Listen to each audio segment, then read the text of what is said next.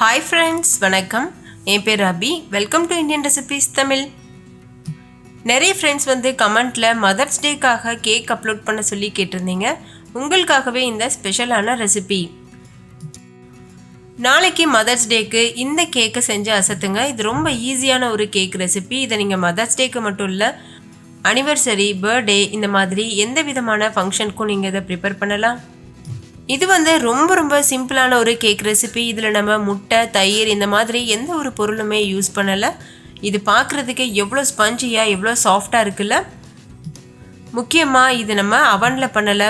கூடவே இதில் நம்ம பீட்டர் எதுவுமே யூஸ் பண்ணலை. நீங்கள் வீட்டில் இருக்கக்கூடிய பொருட்கள் வச்சு ரொம்ப சிம்பிளாக பண்ணணுன்றதுக்காகவே இந்த ஸ்பெஷலான கேக் நான் அப்லோட் பண்ணியிருக்கேன். இதை பிகினர்ஸ் கூட ரொம்ப சுலபமாக பண்ண முடியும். நீங்கள் உங்களுக்கு விருப்பமானவர்களுக்கு இந்த கேக்கை செஞ்சு சர்ப்ரைஸ் பண்ணுங்கள். ஓகே ஃப்ரெண்ட்ஸ், வாங்க வீடியோக்குள்ளே போகலாம். வீடியோக்குள்ளே போகிறதுக்கு முன்னாடி நம்ம சேனலை சப்ஸ்கிரைப் பண்ணிக்கோங்க. கூடவே இருக்க பெல் சிம்பலையும் கிளிக் பண்ணிக்கோங்க. இப்போ வாங்க வீடியோக்குள்ளே போகலாம். ஃபஸ்ட்டு இந்த ரெசிபி பண்ணுறதுக்கு ஒரு சின்ன பவுல் எடுத்துக்கோங்க. அதில் 1 கப் அளவுக்கு பால் சேர்த்துக்கோங்க. இது 200 ml அளவு பால் இருக்கும். தண்ணி சேர்க்காத கெட்டியான பால் எடுத்துக்கோங்க. காய்ச்சி ஆற வச்ச பால் எடுத்துக்கணும். இப்போ இது கூட 1.5 டேபிள் ஸ்பூன் அளவுக்கு லெமன் ஜூஸ் வந்து சேர்த்துக்கோங்க. நீங்கள் லெமன் ஜூஸ்க்கு பதிலாக வினிகர் கூட சேர்க்கலாம். வினிகர் சேர்க்குறதா இருந்தால் 1 டேபிள் ஸ்பூன் அளவு சேர்த்துக்கோங்க. இப்போ இது நல்லா கலந்துருங்க. இந்த பால் சீக்கிரமாகவே திரிய ஆரம்பிக்கும். இந்தளவுக்கு இது நல்லா திரிஞ்சதுக்கப்புறமா இது ஒரு ஓரமாக வச்சுருங்க. அதுக்கப்புறமா ஒரு மிக்சிங் பவுல் எடுத்துக்கோங்க. அதில் நம்ம திரிய வச்சுருக்கிற பாலை வந்து சேர்த்துருங்க. சேர்த்துட்டு இது கூட 1/2 கப் அளவு ரீஃபைண்ட் ஆயில் வந்து சேர்த்துக்கோங்க. எந்த ஃப்ளேவருமே இல்லாத நார்மலான ஆயில். கூடவே கொஞ்சம் போல் உப்பும் சேர்த்துட்டு 1 கப் அளவு சுகர் பவுடர் வந்து சேர்த்துக்கோங்க. 1/2 கப் அளவுக்கு சர்க்கரை எடுத்துகிட்டு மிக்சி ஜாரில் போட்டு நல்லா நைஸாக அரைச்சிங்கன்னா 1 கப் அளவுக்கு சுகர் பவுடர் வந்து கிடைக்கும். அதை தான் நான் சேர்த்துருக்கேன். சேர்த்துட்டு ஒரு விஸ்க் வச்சு ஒரு 10லேருந்து 15 நிமிஷத்துக்கு இதை நல்லா மிக்ஸ் பண்ணிக்கோங்க. இதோடைய கலர் நல்லா சேஞ்ச் ஆகிட்டு ஒயிட் கலரில் க்ரீமியான கன்சிஸ்டன்சி வரணும். அது வரைக்கும் நம்ம நல்லா மிக்ஸ் பண்ணிக்கணும். ஒருவேளை உங்களுக்கு இதை மிக்ஸ் பண்ணுறதுக்கு கை வலிக்கிற மாதிரி இருந்ததுன்னா நீங்கள் மிக்சி ஜாரில் போட்டுட்டு ஒரு நிமிஷத்துக்கு நல்லா அரைச்சிட்டிங்கன்னா போதும். என்ன மாதிரி விஸ்க் வச்சு பண்ணுறீங்கன்னா ஒரு 10லேருந்து 15 நிமிஷத்துக்கு நல்லா இதை மிக்ஸ் பண்ணிக்கோங்க. பாருங்கள், இந்த அளவுக்கு நல்லா மிக்ஸ் பண்ணியாச்சு. அதோட கலரே நல்லா வந்து திக்கான கலருக்கு வந்திருக்கு. இந்த டைமில் இது கூட ஒரு 1/2 டீஸ்பூன் அளவுக்கு மட்டும் வெனிலா எசன்ஸ் வந்து சேர்த்துக்கோங்க. ஏன்னா நம்ம வெனிலா கேக் ப்ரிப்பேர் பண்ண போகிறோம். ஸோ வெனிலா எசன்ஸ் வந்து சேர்த்துக்கோங்க. அடுத்து ஒரு சன்னி வச்சுக்கோங்க. அதில் 1.5 கப் அளவு மைதா மாவு சேர்த்துக்கோங்க. இது ஒரு 250 கிராம் அளவுக்கு மைதா மாவு இருக்கும். இது கூட 2 டேபிள் ஸ்பூன் அளவு பால் பவுடர் சேர்த்துக்கோங்க. இது ஆப்ஷனல். இதை நீங்கள் தாராளமாக ஸ்கிப் பண்ணிக்கலாம். அடுத்து இது கூட 1 டீஸ்பூன் அளவு பேக்கிங் பவுடர், 1/2 டீஸ்பூன் அளவுக்கு பேக்கிங் சோடா, இது ரெண்டும் சேர்த்துட்டு நல்லா ஜலிச்சுக்கோங்க. நான் இந்த வீடியோவில் யூஸ் பண்ணியிருக்க பொருட்கள் வந்து உங்களுக்கு கடைகளில் கிடைக்கலன்னா ஆன்லைனில் அவைலபிளாக இருக்குது. அதோட லிங்க் வீடியோக்கு கீழே இருக்க டிஸ்கிரிப்ஷன் பாக்ஸில் தரேன். நீங்கள் செக் பண்ணி வாங்கிக்கலாம். இப்போ இதை நல்லா ஜலிச்சுக்கோங்க. இது எதுக்காக ஜலிக்கிறோன்னா அந்த மாவு, அதுக்கப்புறம் பேக்கிங் பவுடர், பேக்கிங் சோடா இது எல்லாம் ஒன்றோட ஒன்று நல்லா மிக்ஸ் ஆகணும். அதுக்காக தான் நம்ம இந்த ப்ராசஸ் பண்ணுறோம். நல்லா ஜலிச்சதுக்கு அப்புறமா இந்த மெத்தடில் நீங்கள் இதை மிக்ஸ் பண்ணிக்கோங்க. அதாவது கட் அண்ட் ஃபோல்டு மெத்தடில் இது போல் நல்லா மிக்ஸ் பண்ணிக்கோங்க. ஒரே டைரெக்ஷனில் தான் மிக்ஸ் பண்ணணும். 2 டைரெக்ஷனில் மாற்றி மிக்ஸ் பண்ணக்கூடாது. அப்படி மிக்ஸ் பண்ணோன்னா கேக் ஒழுங்காக பொங்கி வராது. லேசாக இது போல் ஸ்பேச்சுலா வச்சு கலந்ததுக்கு அப்புறமா ஒரு விஸ்க் வச்சுட்டு நல்லா இதை மிக்ஸ் பண்ணிக்கோங்க. இப்போ வந்து விஸ்க் வச்சுட்டு கொஞ்சம் கூட கட்டிகள் இல்லாமல் நல்லா இது போல் மிக்ஸ் பண்ணிக்கோங்க. விஸ்க் வச்சு கலரும் போதும் ஒரே டைரெக்ஷனில் தான் மிக்ஸ் பண்ணணும். மாவு ரொம்ப கெட்டியாக இருக்குது. கேக் மாவுடைய கன்சிஸ்டன்சி வரது வரைக்கும் பால் இல்லைன்னா தண்ணி கொஞ்சம் கொஞ்சமாக சேர்த்து நம்ம மிக்ஸ் பண்ணிக்கலாம். எனக்கு வந்து 1/4 கப் அளவு தண்ணி வந்து செலவாச்சு. நான் ஏற்கனவே இதில் பால் பவுடர்லாம் சேர்த்துருக்கிறதுனால தண்ணி சேர்த்தே மிக்ஸ் பண்ணுறேன். ஒருவேளை நீங்கள் பால் பவுடர்லாம் சேர்க்கலைன்னா பால் சேர்த்து மிக்ஸ் பண்ணிக்கோங்க. இப்போ இதை நம்ம நல்லா மிக்ஸ் பண்ணி எடுத்துடலாம். இப்போ வந்து நல்லா மிக்ஸ் பண்ணியாச்சு. கொஞ்சம் கூட கட்டி இல்லை, நல்லா ஸ்மூத்தியாக சூப்பராக இருக்குது. இது வந்து பெர்ஃபெக்டான கன்சிஸ்டன்சி. இந்த டைமில் கேக் மாவை ஒரு உரமாக வச்சுட்டு நம்ம கேக் ட்ரே வந்து ப்ரிப்பேர் பண்ணணும். நான் வந்து ஒரு ரவுண்ட் ஷேப் கேக் ட்ரே எடுத்திருக்கேன். இது 7.5 இன்ச் இருக்கும். நீங்கள் இதுக்கு பதிலாக ஃப்ளாட்டான ஏதாவது டிஃபன் பாக்ஸ், கிண்ணம் இதெல்லாம் கூட யூஸ் பண்ணலாம். இந்த ட்ரேயில் எண்ணெய் தடவினதுக்கு அப்புறமா இது போல் பட்டர் ஷீட் போட்டுக்கோங்க. பட்டர் ஷீட் இல்லைன்னா மைதா மாவு 1 டீஸ்பூன் அளவு சேர்த்துட்டு எல்லா பக்கமும் படுற அளவுக்கு ஸ்ப்ரெட் பண்ணிடுங்க. அப்போ கரெக்டாக இருக்கும். பட்டர் ஷீட் எதுக்காக சேர்க்குறோன்னா கேக் நல்லா ஒட்டாமல் வரணும், அதுக்காக. இப்போ நம்ம செஞ்சு வச்சுருக்க கேக் மாவை இந்த கேக் ட்ரேயில் மாற்றிடணும். இந்த கேக் மாவு விழுகும்போது ஒரு ரிப்பன் கன்சிஸ்டன்சியில் விழுகுதில்ல, இந்த கன்சிஸ்டன்சி பார்த்துக்கோங்க. இதுதான் பர்ஃபெக்டான கன்சிஸ்டன்சி. இந்த மாதிரி கேக் மாவை மாற்றினதுக்கப்புறமா லேசாக இது போல் டேப் பண்ணி விடுங்க. அப்போ வந்து ஏர் பபிள்ஸ் ஏதாவது இருந்ததுன்னா ரிமூவ் ஆயிரும். இப்போ ஒரு அடி கனமான கடாயில் 1 கப் அளவு உப்பு சேர்த்து வச்சுருக்கேன். இப்போ இதை மூடி போட்டு மூடிட்டு ஹை ஃப்ளேமில் வச்சு நம்ம ப்ரீஹீட் பண்ண போகிறோம். ஒரு 10 நிமிஷத்துக்கு ஹை ஃப்ளேமில் வச்சு இதை நல்லா சூடுபடுத்திக்கோங்க. நம்ம அவனில் பண்ணோன்னாலுமே நல்லா வந்து ப்ரீஹீட் பண்ணிட்டு தான் பண்ணுவோம். அதே ப்ராசஸ் தான் இங்கேயும் பண்ணுறோம். 10 நிமிஷம் நல்லா சூடாயிருச்சு. இப்போ நம்ம செஞ்சு வச்சுருக்க கேக் ட்ரேயை உள்ளே வச்சிடணும். உள்ளே வச்சதுக்கப்புறமா மூடி போட்டு மூடிட்டு லோ டு மீடியம் ஃப்ளேமில் வச்சுட்டு ஒரு 20லேருந்து 25 நிமிஷம் நல்லா இதை பேக் பண்ணிக்கோங்க. இடையிடையில் கேக் வெந்திருக்கான்னு செக் பண்ணி பாருங்கள். ஒருவேளை கேக் வேகலைன்னா மறுபடிக்கும் ஒரு 10 நிமிஷம் வேக வைக்கணும். ஒரு குச்சி இல்லைனா கத்தியை இன்சர்ட் பண்ணி பாருங்கள். மாவு ஒட்டாமல் அந்த கத்தி வந்ததுன்னா கேக் வெந்திருக்குன்னு அர்த்தம். எனக்கு வந்து ஒரு 35 நிமிஷம் ஆச்சு கேக் நல்லா வெந்து வர்றதுக்கு. மேலெல்லாம் வெடிச்சு வந்திருக்கு. இந்த பாகம் வந்து நம்மளுக்கு தேவையில்லை. இதை நம்ம கட் பண்ணிடலாம். இதில் நீங்கள் க்ரீம் தடவை போகிறீங்கன்னா மட்டும் இந்த மேல் பாகத்தை கட் பண்ணுங்கள். அப்படி இல்லைன்னா நீங்கள் அப்படியே கட் பண்ணி சர்வ் பண்ணலாம். இதில் நான் இப்போ ஃப்ராஸ்டிங் வந்து தடவை போகிறேன். அதனால் நம்ம மேல் பாகத்தை கட் பண்ணி எடுத்துடலாம். பாருங்கள் எவ்வளோ சாஃப்டாக பஞ்சு போல் இருக்குது. இப்போ ஒரு பிளேட்டை இது போல் கவுத்திட்டு இந்த ட்ரேயை இது போல் பண்ணுங்க.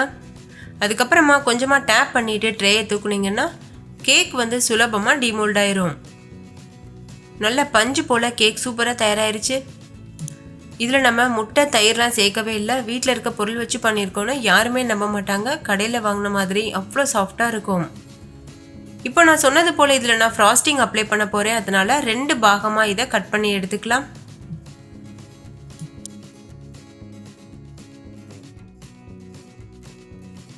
இந்த மேல் பாகம் இருக்குல்ல, இதை வந்து நம்ம கேக்கினுடைய மேல் பாகத்தில் வைப்போம்.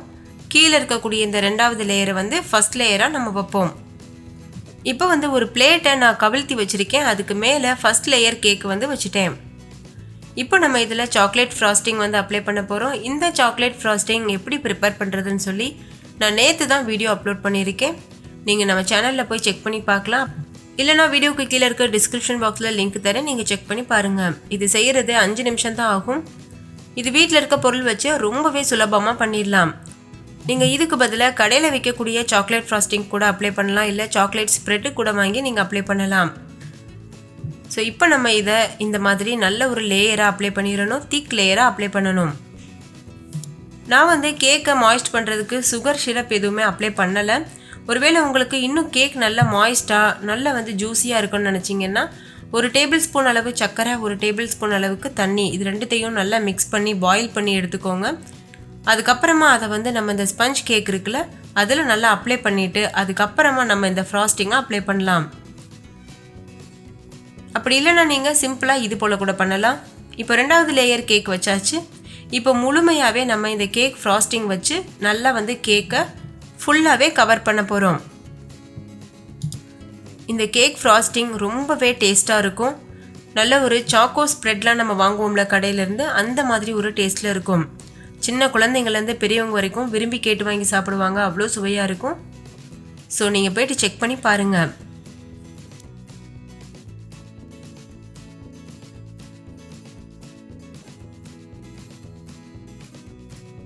அவ்வளோதான். இப்போ பாருங்கள் கேக் ஃபுல்லாகவே நம்ம அப்ளை பண்ணியாச்சு.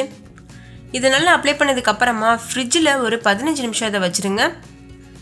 அப்படி வச்சோன்னா இந்த கேக் ஃப்ராஸ்டிங் வந்து இன்னும் நல்லா வந்து கெட்டியாகும். அதுக்கப்புறம் நம்ம இந்த கேக்குக்கு மேலே டெக்கரேஷன் பண்ணலாம்.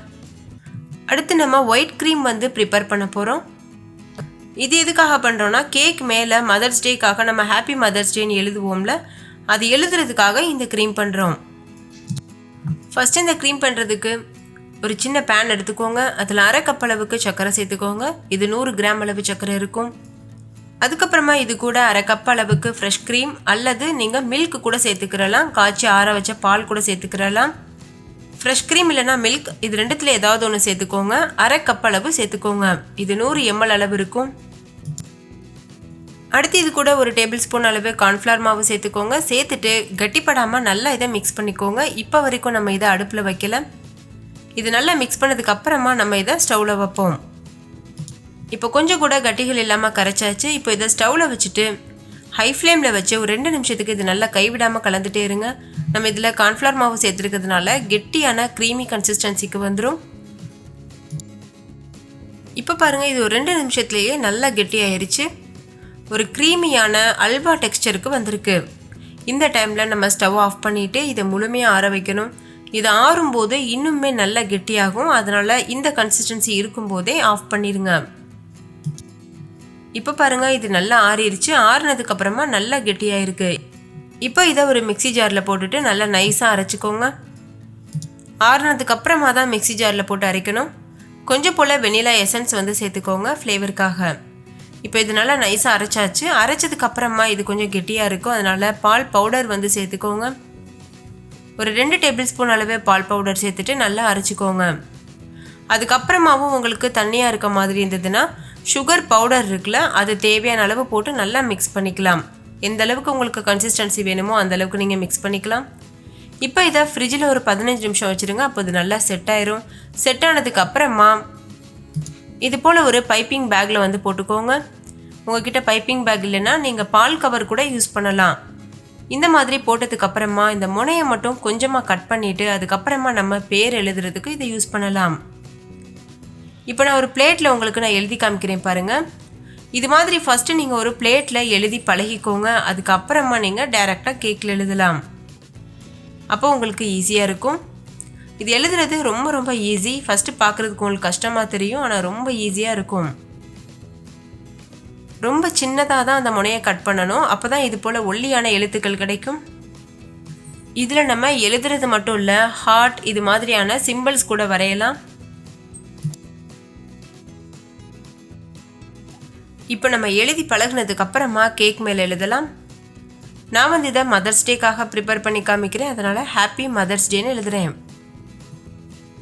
நீங்கள் பர்த்டேக்காக எழுதுறீங்கன்னா ஹாப்பி பர்த்டேன்னு எழுதுங்க. இல்லை அனிவர்சரிக்காக எழுதுறீங்கன்னா ஹாப்பி அனிவர்சரின்னு எழுதலாம். இந்த மாதிரி நம்மளுடைய க்ரியேட்டிவிட்டிக்கு தகுந்த மாதிரி எழுதிக்கலாம்.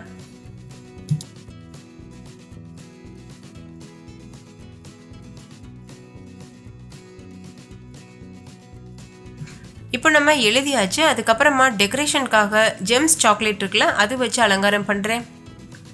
நீங்கள் உங்ககிட்ட சுகர் ஸ்ப்ரிங்கிள்ஸ் இருந்ததுன்னா அது வச்சு கூட அலங்காரம் பண்ணலாம். சுகர் ஸ்ப்ரிங்கிள் ரெசிபி வந்து நான் ஆல்ரெடி நம்ம சேனலில் அப்லோட் பண்ணியிருக்கேன். வேணும்னா செக் பண்ணி பாருங்கள்.